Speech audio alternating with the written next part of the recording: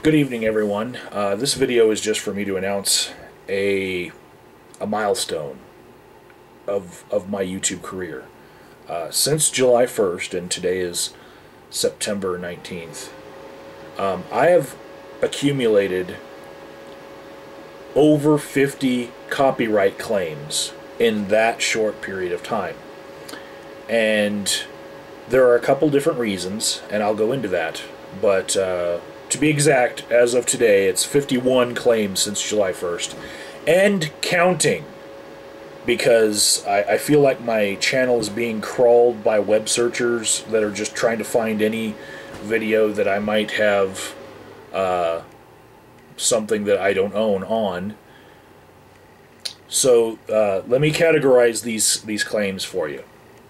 First category is a couple of them came from Universal Music Group for videos that I had some music on that should have been copyright free because the artist had put it out as such.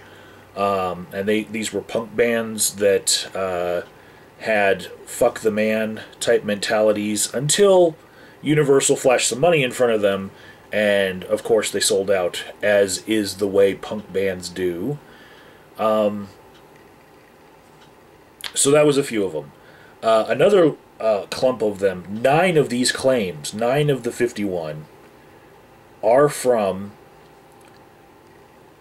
BBC, because I made a video tribute. I didn't make it, I actually mirrored this video, and it was a tribute to Elizabeth Sladen, who was famously a companion to the Doctor on Doctor Who for a very long time, as Sarah Jane. And this one video had many different clips and like a montage, so each of the clips got a claim. So there's that. But the large clump of copyright claims that I've gotten, and I can show you right here. These are a lot of copyright claims. They all come in bunches on the same day, in bunches of like 6 to 10, right? Let me just scroll down and show you how. Yeah, this is a lot of copyright claims all the way starting around July 1st of this year. And I imagine that other YouTubers around the same size as my YouTube channel, they might have this same problem. But this large clump of copyright claims that makes up the majority of them is from one source, and that is TGN. Now, TGN was a network on YouTube. It still is in a different form. It's a network of gamers.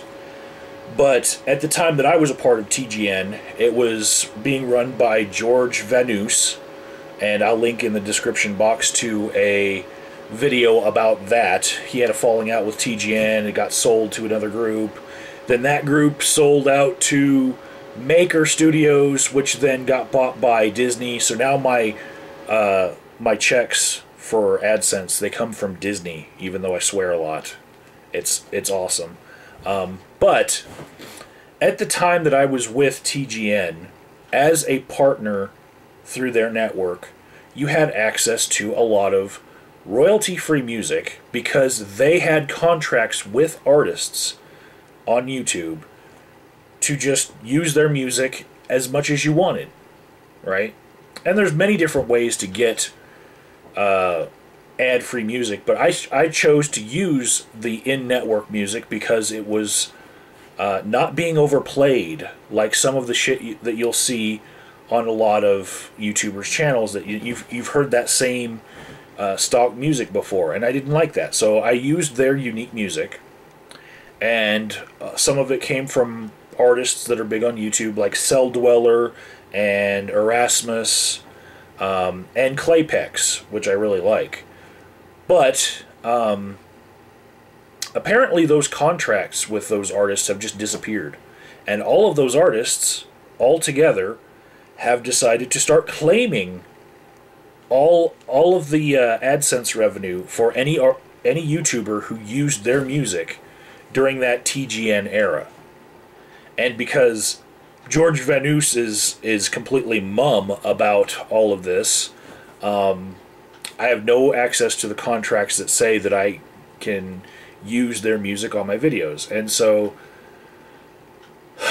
I'm about to take all of those videos off of my YouTube channel and move them to my archive channel, as is the way that I do.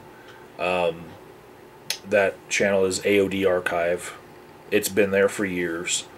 But that's going to be a chunk of views off of my channel. And I've been counting down to certain milestones of view counts, you know, of total on my channel. You know, I've got over 2,000 videos, so I don't like the fact that I'll be moving 50 videos off. That's about a month worth of work for me in my heyday.